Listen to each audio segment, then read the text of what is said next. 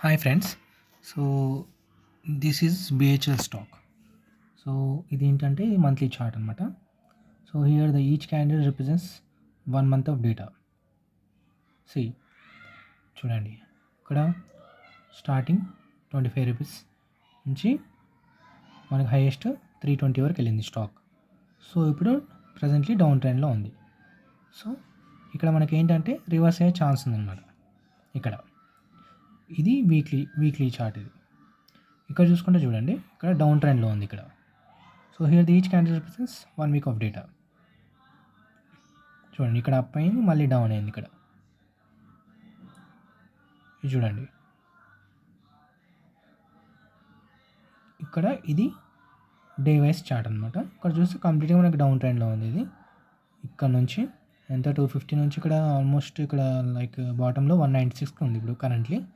So మనం ఇక్కడ by చేసుకోవచ్చు, ఎందుకంటే ఇప్పుడు మనకు బాటంలో ఉంది కాబట్టి there is scope for it turns into up trend.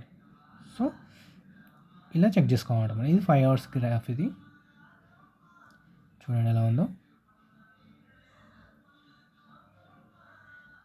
ఇది హవర్లీ చార్ట్, మొత్తం అప్ ట్రెండ్లో ఉంది చూడండి. సో ఎప్పుడైనా మనం ఇలా స్టాక్స్ ఇలా చెక్ చేసుకోవాలి గ్రాఫ్. సో ఎప్పుడైనా always remember, investing in the stock market is subject to market risk. So మనకి మల్టిపుల్ ఫ్యాక్టర్స్ ఎఫెక్ట్ అవుతాయి ఎప్పుడైనా. గ్లోబల్ న్యూస్ ఇంపాక్ట్ ఉంటుంది, ప్లస్ స్టాక్ పర్ఫార్మెన్స్ ఇంపాక్ట్ ఉంటుంది, కంపెనీ పర్ఫార్మెన్స్, ఫైనాన్షియల్ పర్ఫార్మెన్స్ ఎలా ఉంటుంది అది ఇంపాక్ట్ ఉంటుంది, ఇంకా demand and supply.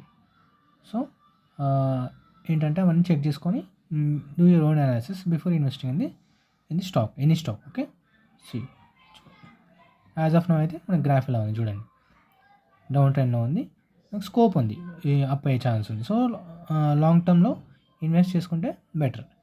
Like long term అంటే 5 years or 10 years అలా. Thank you.